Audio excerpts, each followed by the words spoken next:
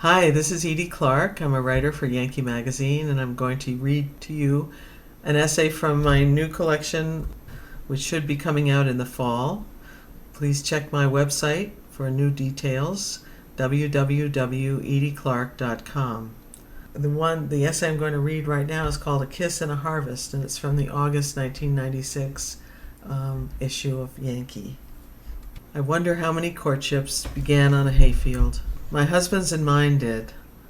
"I'm haying tonight if you'd like to ride along," he used to suggest. And that evening, with the late summer sun giving the field a deep angle of light, I found myself riding beside him on the axle of his old, faded red farmall, the tines of the tedder whirling behind us. Ka-chunk, ka-chunk, ka-chunk. "Isn't this relaxing?" Paul would say. "I can't think of anything more relaxing than this." We moved at a stately pace, turning the grass into rows. As anyone who has ever hayed well knows, haying is anything but relaxing. Hectic and nerve-wracking are words I hear much more often in regard to the haying season. First you wait for the right moment to cut, when the grass is ripe but not gone by. Then you wait for a stretch of dry weather. Even on the fairest of days, hot weather can change in an instant. Beyond that, it's just hard work, all of it, ending the long evening stacking bales onto the truck in the light of the headlights. But as we wheeled around the rows, talking our shy talk above the clattering sound of the harvest machinery, it seemed like the best kind of work at the best time of year. "What could be better than this?" he seemed to say. The smell of fresh-cut alfalfa, the cooling breezes of a summer evening, the feeling that a harvest has been gained this time around. Not only the harvest, but maybe even a kiss. That was almost 25 years ago. A long time anyway, and my husband is gone, and that field now grows houses.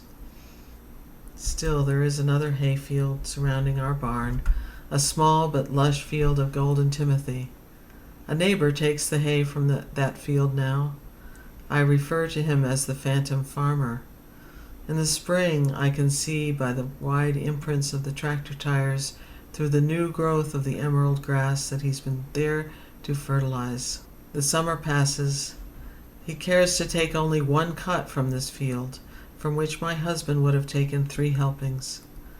The stalks grow high and tawny, then tassel off, bending to the slightest breezes. The quintessential hayfield. Grasshoppers abound as they do their grating songs. I watch the grass and wondered, when will he come? Some years I think he has forgotten, or perhaps he doesn't need the hay this year. And then I think of the snow coming down, pressing the long grasses against the cold earth, which saddens me. It's always late, but at last he comes. If I'm lucky, I'll be there, working in the barn. I can hear the distant sound of his John Deere, closer and closer. Is he coming here? I watch from the window until I see the gleaming green machine turn in. He lowers the mower deck and engages the blade. His tractor is fast, and even at a distance, the cutter blades are deafening. A conversation on board that tractor would be impossible. He wears ear protectors and takes the corners like a stock car driver.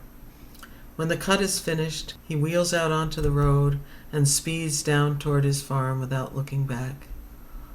As the day passes, he returns, first pushing the hay into rows and then, with the tedder, spreading it back out into the sun for a second drying. The method is all the same. What is already perfect cannot be perfected.